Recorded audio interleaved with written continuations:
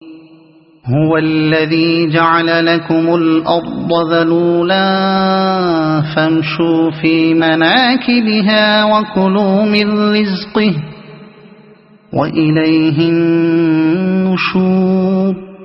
وہی تو ہے جس نے تمہارے لیے زمین کو تابع کر رکھا ہے، چلو اس کی چھاتی پر اور کھاؤ خدا کا رزق، اسی کے حضور تمہیں دوبارہ زندہ ہو کر جانا ہے۔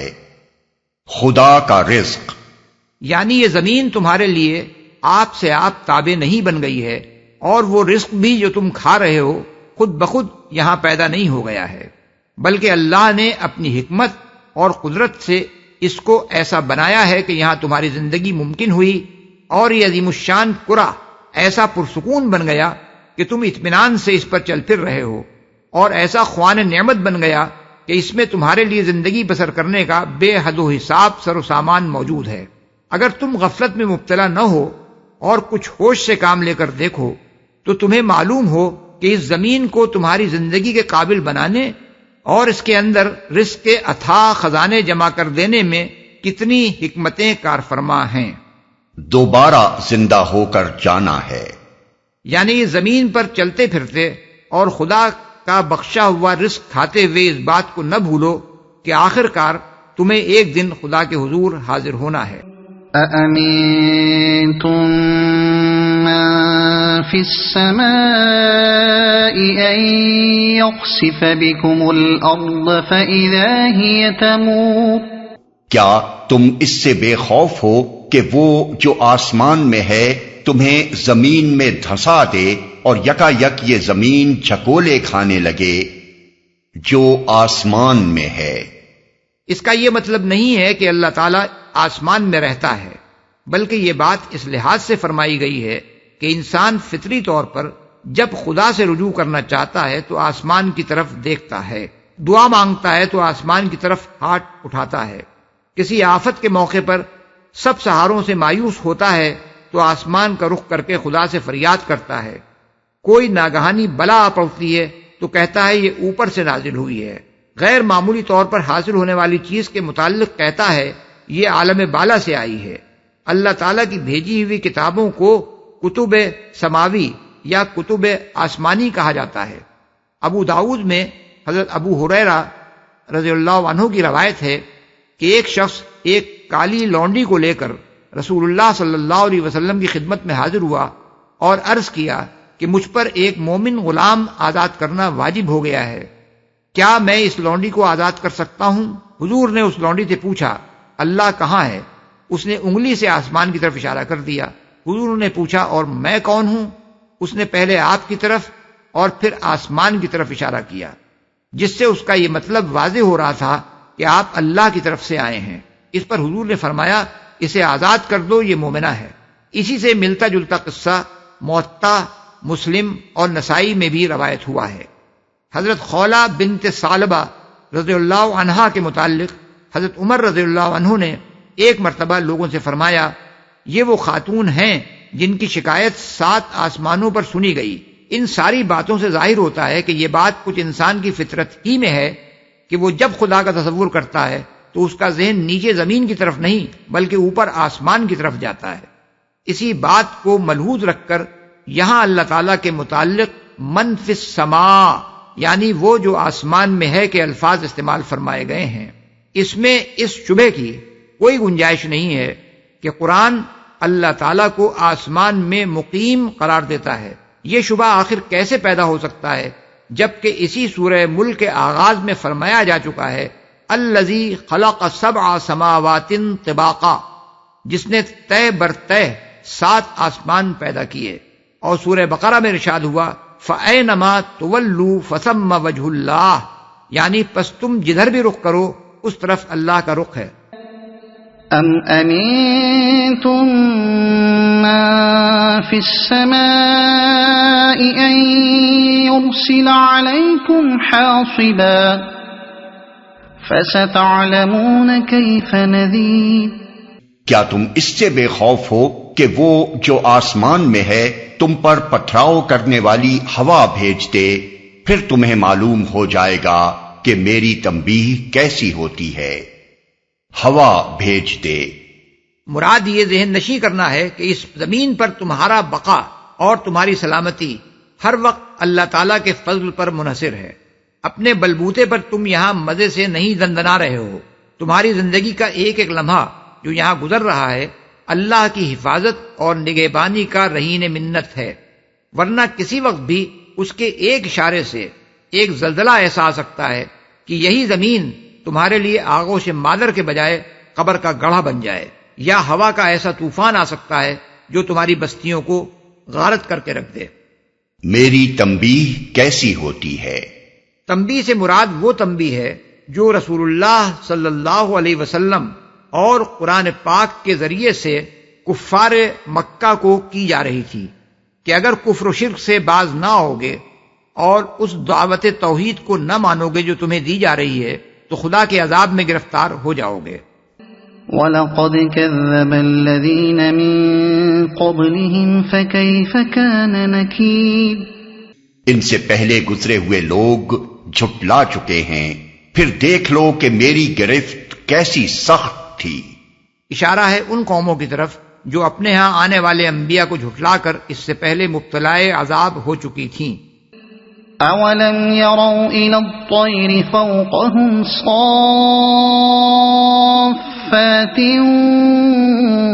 وَيَقْبِضْنَ مَا يُمْسِكُهُنَّ إِلَّا الرَّحْمَنُ إِنَّهُ بِكُلِّ شَيْءٍ بَصِيرٌ۔ کیا یہ لوگ اپنے اوپر اڑنے والے پرندوں کو پر پھیلائے اور سکیڑتے نہیں دیکھتے؟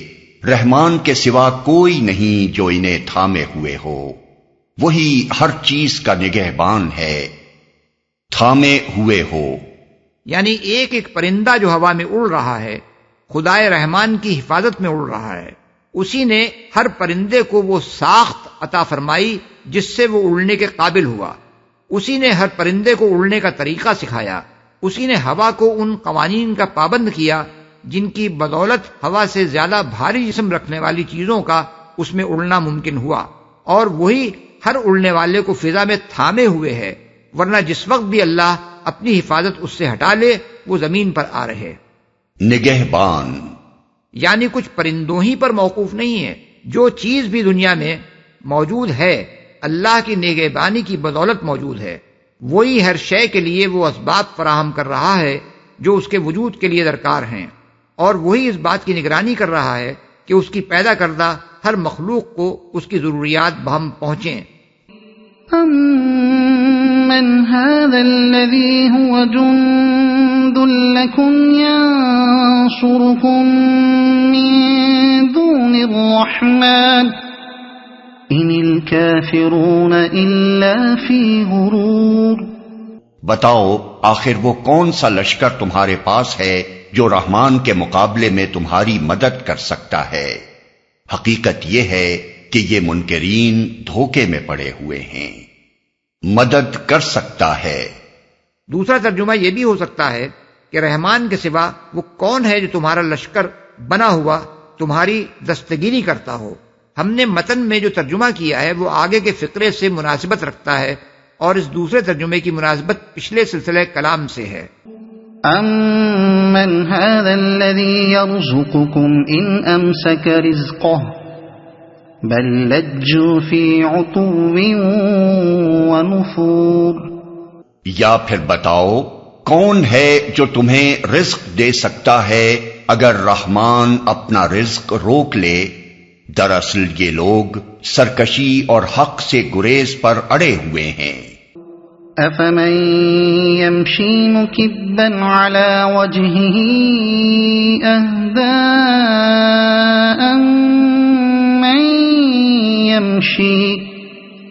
أَمَّن يَمْشِي سَوِيًّا عَلَى صِرَاطٍ مُّسْتَقِيمٍ۔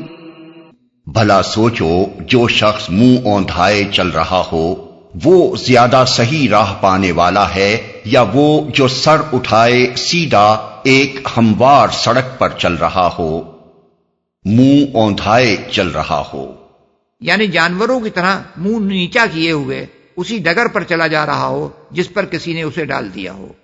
قل هو الذي أنشأكم وجعل لكم السمع والأبصار والأفئدة قليلا ما تشكرون۔ ان سے کہو اللہ ہی ہے جس نے تمہیں پیدا کیا، تم کو سننے اور دیکھنے کی طاقتیں دیں اور سوچنے سمجھنے والے دل دیے، مگر تم کم ہی شکر ادا کرتے ہو۔ یعنی اللہ نے تو تمہیں انسان بنایا تھا، جانور نہیں بنایا تھا۔ تمہارا کام یہ نہیں تھا کہ جو گمراہی بھی دنیا میں پھیلی ہوئی ہو اس کے پیچھے آنکھیں بند کر کے چل پڑو، اور کچھ نہ سوچو کہ جس راہ پر تم جا رہے ہو وہ صحیح بھی ہے یا نہیں۔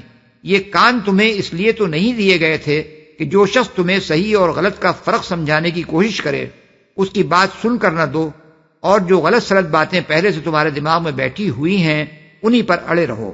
یہ آنکھیں تمہیں اس لیے تو نہیں دی گئی تھیں کہ اندھے بن کر دوسروں کی پیروی کرتے رہو اور خود اپنی بینائی سے کام لے کر یہ نہ دیکھو کہ زمین سے آسمان تک ہر طرف جو نشانیاں پھیلی ہوئی ہیں وہ آیا اس توحید کی شہادت دے رہی ہیں جسے خدا کا رسول پیش کر رہا ہے، یا یہ شہادت دے رہی ہیں کہ یہ سارا نظام کائنات بے خدا ہے یا بہت سے خدا اس کو چلا رہے ہیں۔ اسی طرح یہ دل و دماغ بھی تمہیں اس لیے نہیں دیے گئے تھے کہ تم سوچنے سمجھنے کا کام دوسروں کے حوالے کر کے ہر اس طریقے کی پیروی کرنے لگو جو دنیا میں کسی نے جاری کر دیا ہے، اور اپنی عقل سے کام لے کر یہ سوچنے کی کوئی زحمت گوارا نہ کرو کہ وہ غلط ہے یا صحیح۔ اللہ نے علم و عقل اور سماعت و بینائی کی یہ نعمتیں تمہیں حق شناسی کے لیے دی تھیں، تم ناشکری کر رہے ہو کہ ان سے اور سارے کام تو لیتے ہو مگر بس وہی ایک کام نہیں لیتے جس کے لیے یہ دی گئی تھیں۔ قل هو الذي ذرأكم في الأرض وإليه تحشرون۔ ان سے کہو اللہ ہی ہے جس نے تمہیں زمین میں پھیلایا ہے اور اسی کی طرف تم سمیٹے جاؤ گے۔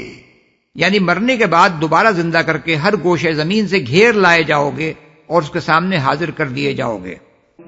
وَيَقُولُونَ مَتَى هَذَا الْوَعْدُ إِن كُنتُمْ صَادِقِينَ قُلْ إِنَّمَا الْعِلْمُ عِندَ اللَّهِ وَإِنَّمَا أَنَا نَذِيرٌ مُبِينٌ۔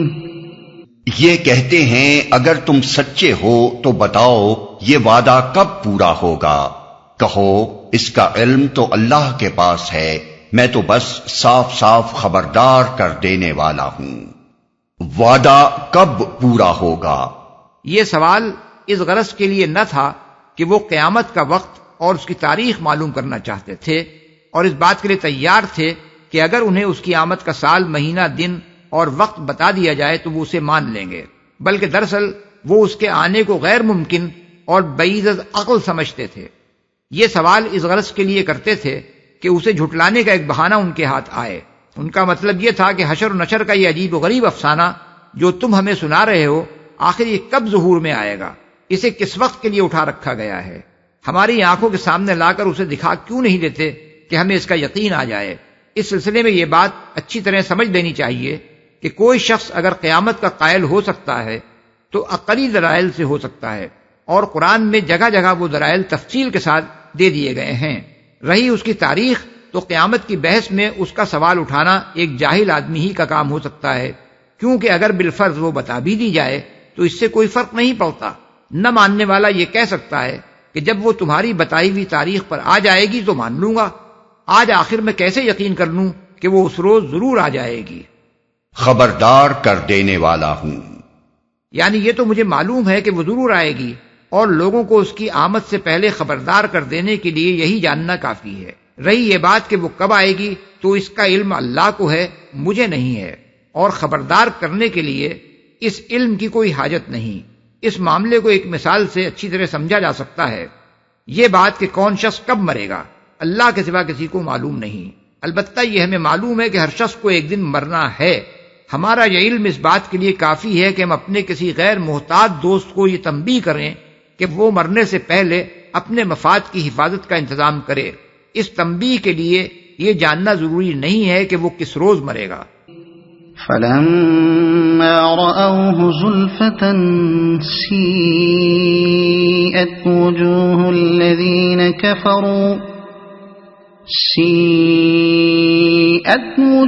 الذين كفروا وقيل هذا الذي كنتم به تدعون۔ پھر جب یہ اس چیز کو قریب دیکھ لیں گے تو ان سب لوگوں کے چہرے بگڑ جائیں گے جنہوں نے انکار کیا ہے، اور اس وقت ان سے کہا جائے گا کہ یہی ہے وہ چیز جس کے لیے تم تقاضے کر رہے تھے، جنہوں نے انکار کیا ہے۔ یعنی ان کا وہی حال ہوگا جو پھانسی کے تختے کی طرف لے جائے جانے والے کسی مجرم کا ہوتا ہے۔ قل أرأيتم إن أهلكني الله ومن معي أو رحمنا فمن يجير الكافرين من عذاب أليم۔ ان سے کہو کبھی تم نے یہ بھی سوچا کہ اللہ خواہ مجھے اور میرے ساتھیوں کو ہلاک کر دے یا ہم پر رحم کرے، کافروں کو دردناک عذاب سے کون بچا لے گا؟ مکہ معظمہ میں جب رسول اللہ صلی اللہ علیہ وسلم کی دعوت کا آغاز ہوا اور قریش کے مختلف خاندانوں سے تعلق رکھنے والے افراد نے اسلام قبول کرنا شروع کر دیا تو گھر گھر حضور صلی اللہ علیہ وسلم اور آپ کے ساتھیوں کو بد دعائیں دی جانے لگیں، جادو ٹونے کیے جانے لگے تاکہ آپ ہلاک ہو جائیں، حتیٰ کہ قتل کے منصوبے بھی سوچے جانے لگے۔ اس پر یہ فرمایا گیا کہ ان سے کہو خواہ ہم ہلاک ہوں یا خدا کے فضل سے زندہ رہیں، اس سے تمہیں کیا حاصل ہوگا؟ تم اپنی فکر کرو کہ خدا کے عذاب سے تم کیسے بچو گے۔ قل هو الرحمن آمنا به وعليه توكلنا فستعلمون من هو في ضلال مبين۔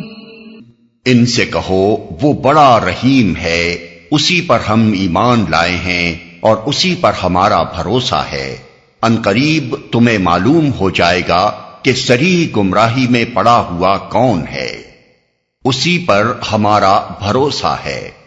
یعنی ہم خدا پر ایمان لائے ہیں اور تم اس سے انکار کر رہے ہو، ہمارا بھروسہ خدا پر ہے اور تمہارا اپنے جتھوں اور اپنے وسائل اور اپنے معبودان غیر اللہ پر ہے، اس لیے خدا کی رحمت کے مستحق ہم ہو سکتے ہیں نہ کہ تم۔ قل أرأيتم إن أصبح ماؤكم غورا فمن يأتيكم بماء معين۔ ان سے کہو کبھی تم نے یہ بھی سوچا کہ اگر تمہارے کنوؤں کا پانی زمین میں اتر جائے تو کون ہے جو اس پانی کی بہتی ہوئی سوتیں تمہیں نکال کر لا دے گا؟ یعنی کیا خدا کے سوا کسی میں یہ طاقت ہے کہ ان سوتوں کو پھر سے جاری کر دے؟ اگر نہیں ہے اور تم جانتے ہو کہ نہیں ہے تو پھر عبادت کا مستحق خدا ہے یا تمہارے وہ معبود جو انہیں جاری کرنے کی کوئی قدرت نہیں رکھتے۔ اس کے بعد تم خود اپنے ضمیر سے پوچھو کہ گمراہ خدا واحد کو ماننے والے ہیں یا وہ جو شرک کر رہے ہیں۔